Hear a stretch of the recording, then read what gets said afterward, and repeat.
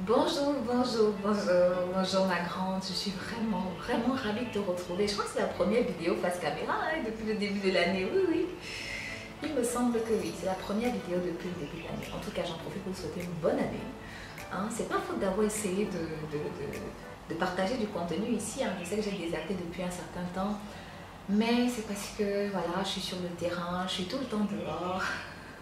À tourner, mais je n'ai plus la patience de monter les vidéos, je n'ai plus vraiment de patience pour ça. D'ailleurs, c'est une activité que j'essaye de déléguer parce que ça prend énormément de temps. Après, ce qui me manque, c'est vraiment ça, en fait, c'est le temps et la patience pour monter les vidéos et partager tout ce contenu avec toi.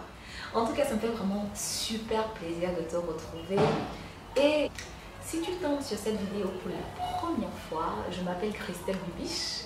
J'adore parler de plantes médicinales et surtout de plantes médicinales à usage cosmétique pour prendre soin de soi, des plantes qui nous embellissent depuis la nuit des temps, que tu aimerais peut-être intégrer dans ta routine de soins de beauté pour prendre soin de toi, de ta famille, de tes proches, etc.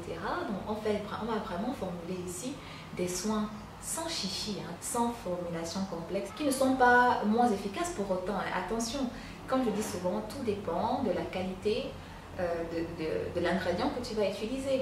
Si tu fais appel à une plante qui est vivante, ou tu fais appel à une plante qui a été séchée par exemple dans de bonnes conditions, qui a conservé le maximum de ses propriétés, crois-moi, même en formulant un soin minimaliste, tu vas obtenir des résultats remarquables. Et oui, c'est possible. Si tu aimes tout ça, je t'invite donc à t'abonner, à activer la cloche de notification pour ne rien rater des prochaines vidéos qui vont arriver. J'adore parler aussi des plantes de la cosmétopée africaine. Donc si ce sujet-là t'intéresse, c'est pareil. Tu t'abonnes, tu actives la cloche de notification et tu visionnes aussi la playlist Trésors d'Afrique. Ce qui est de la pharmacopée africaine, on fait quelquefois des lives sur une plante ou sur une thématique donnée. Tu les retrouveras sur cette chaîne. Il est possible que tous les lives n'apparaissent pas, c'est normal. Hein. Certains sont en mode privé, en fait, en mode répertorié plutôt. Et ils ne sont accessibles qu'en passant par le lien de l'adresse que je vais mettre en dessous de cette vidéo. Voilà, donc si ça t'intéresse aussi, c'est pareil, tu t'abonnes et bien sûr, tu viendras partager ces moments botaniques, aromatiques avec nous. Alors, donc je profite de cette petite vidéo que je voulais tourner comme ça face caméra pour parler ici de la notion de beauté holistique, parce qu'après tout, c'est ainsi que je vois la beauté. J'adhère à cette vision-là de la beauté.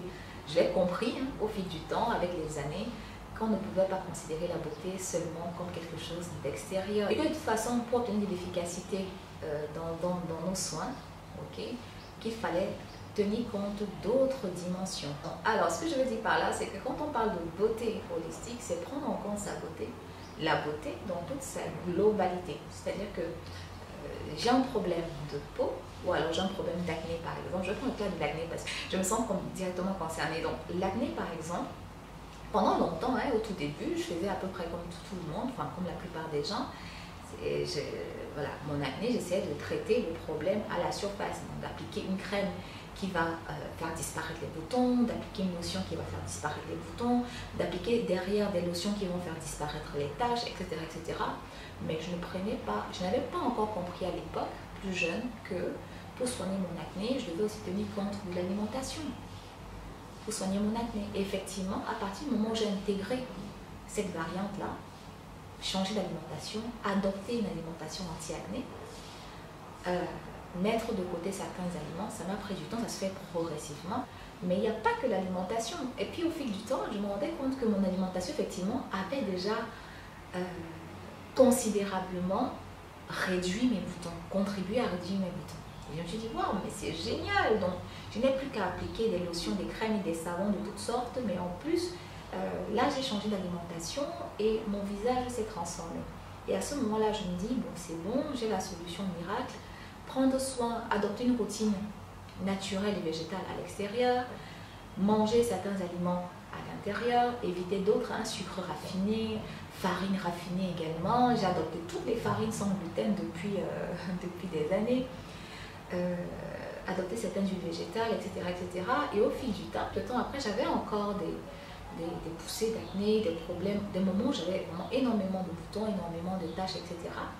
Et parce que je n'avais pas encore pris en considération la troisième variante, si je peux l'appeler ainsi. Et la troisième variante, c'était gérer son stress. Le stress favorise l'acné. Ça, tu le sais déjà si tu souffres d'acné. Donc, le stress le favorise à la vitesse grand V.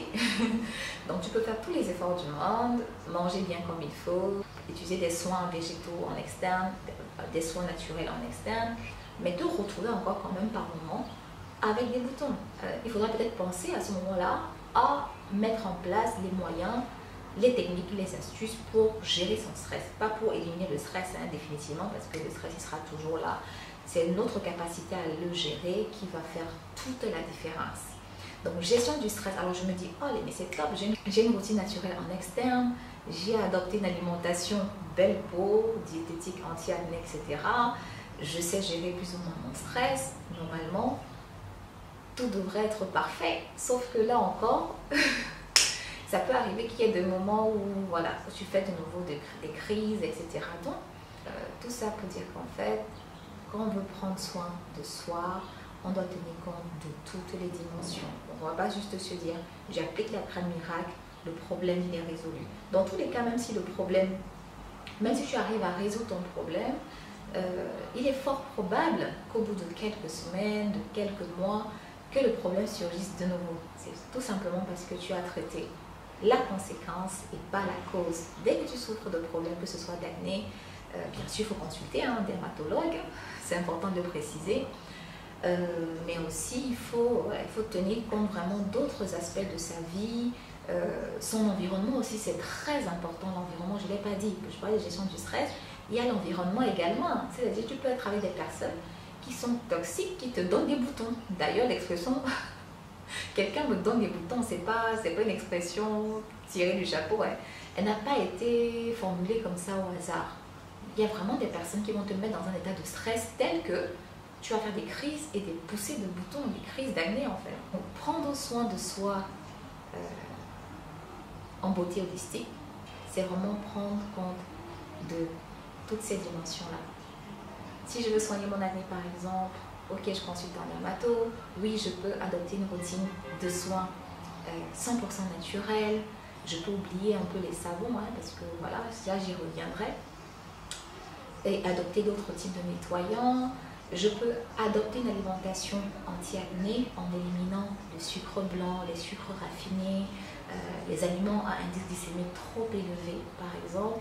Je peux apprendre à gérer mon stress, donc de temps en temps je vais aller marcher dans la nature, je me fais une petite balade en pleine nature, ça fait du bien, ou aller chercher un peu les ions négatifs au bord de l'eau, au bord de mer en marchant pieds nus dans le sable, ça fait du bien.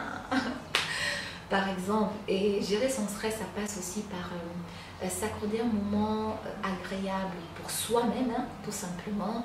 Et voilà, on le fait très peu, on passe le temps à s'occuper des autres, mais on ne le fait pas assez pour soi-même. Donc prendre le temps pour soi, c'est très très important. Beauté holistique, c'est vraiment prendre en compte sa beauté dans toute sa globalité. Donc si je souhaite avoir bonne mine, par exemple, je souhaite avoir de l'éclat, bonne mine, qu'est-ce que je fais? Appliquer de l'huile végétale d'arbousier, des lentilles, qui sont des huiles qui donnent bonne mine, l'huile de palme aussi, des huiles riches en caroténoïdes, ça va effectivement contribuer à te donner une mine éclatante. Ça va te donner l'impression d'être rayonnante, c'est bien, mais ça va être provisoire. Regarde par exemple si tu as du chagrin, si tu es triste, si tu traverses une période de dépression, tu verras que quelle que soit la crème que tu vas appliquer, quel que soit le fond de teint ou l'huile bonne mine, ton effet bonne mine,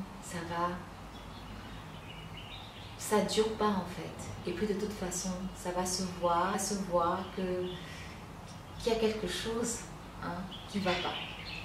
Parce que notre peau, c'est le miroir de notre âme. Notre peau, malheureusement, nous trahit. On voit tout à travers la peau. Et tu verras que les moments où tu es joyeuse, où tu es heureuse, même sans avoir mis le moindre fond de teint, même sans avoir porté de crème, de porter un fond de teint ou appliquer une crème, tu verras que tu seras rayonnante. Juste parce que tu rayonnes de joie, juste parce que tu te sens bien, bien dans ta peau, bien dans ta tête, etc. Tu vas te sentir bien.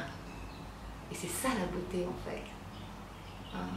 Toute cette énergie-là que tu vas recevoir et que tu vas aussi transmettre autour de toi. Voilà, c'est ça, c'est pour cela que j'adhère vraiment complètement à la notion et à la vision de beauté holistique. Et c'est pour ça que sur la chaîne Beauty Rex, tout comme sur le blog d'ailleurs, tu verras que je parle de propriétés des plantes pour prendre soin de soi à l'extérieur, certes, mais aussi pour prendre soin de soi à l'intérieur. Sur la chaîne, je parle déjà souvent des propriétés énergétiques des plantes. Je le ferai un peu plus ici, sur la chaîne YouTube, dans quelques vidéos. On verra par exemple comment cultiver l'amour de soi avec la rose, en s'inspirant de la rose. Comment cultiver la joie de vivre avec la menthe poivrée, en tirant bénéfice des propriétés énergétiques de la menthe poivrée. Comment surmonter les chagrins avec les plantes. Comment apprendre à dire non, savoir se décider, hein, apprendre à dire non. Avec le cèdre de l'Atlas par exemple. Voilà ma grande, pas que cette vidéo soit très longue, je vais m'arrêter là. Mais je vais te retrouver très bientôt. Je te souhaite une belle fin de journée. Je t'embrasse et je te dis à bientôt.